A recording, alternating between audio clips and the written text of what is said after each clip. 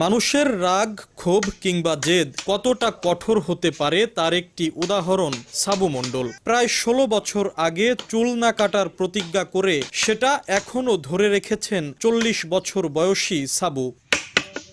২০০৮ সালের নবম জাতীয় সংসদ নির্বাচনে আওয়ামী লীগের কাছে বিএনপির পরাজয়ের পর বিএনপি কর্মী সাবুর ওপর অত্যাচার নির্যাতন চালায় স্থানীয় আওয়ামী লীগের নেতাকর্মীরা। সেই থেকে পণ করেছিলেন যতদিন আওয়ামী লীগ সরকারের পতন না হবে এবং বিএনপি রাষ্ট্র ক্ষমতায় না আসবে ততদিন পর্যন্ত চুল কাটবেন না তিনি। ছাত্র জনতার গণ অভ্যুত্থানে স্বৈরাচার আওয়ামী লীগ সরকারের পতন হলেও নিজের প্রতিজ্ঞায় এখনও অনড় সাবু মণ্ডল। বিএনপি রাষ্ট্র ক্ষমতায় এলে তবেই চুল কাটবেন বলে জানিয়েছেন তিনি। আমার দুটো সওয়াল আট পা বাজে ফেলা হয়েছিল, চাহুর পর গলার পর চাহু ছিল, আমার টাকা পয়সা উঠ করে নিয়ে গেছে। আমি বলছি আমি বেগম খালেদা না সামনে আমি চুল কাটবো না।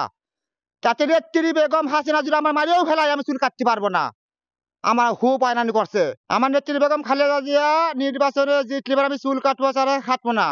তারেক জিয়া যেদিন দেশে আসবে সেদিন নির্বাচনে জিতে যাবে, সেদিনকে আমার চুল কাটা পড়বে, তার আগে আমার কোনো চুল কাটা পড়বে না।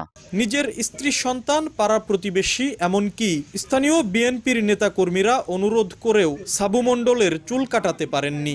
আমার বাড়ির মানুষ, বাপের বাড়ির মানুষ, এমন এলাকার অনেকেই তার চুল কাটার জন্য বলেছে। আম্মু বলেছি, সে আমার সাথে রাগারাগি করছে এবং কথা বলা বন্ধ করে দিয়েছে, তাও চুল কাটে নাই। আমরা বহুত রিকোয়েস্ট করছি বা এলাকা থেকে আমরা বলছি যে তুমি চুল কাটো না কেন, তুমি মেয়ে মানুষের মতো চুল রাখতেছো, এত বড় হয়ে যাচ্ছে।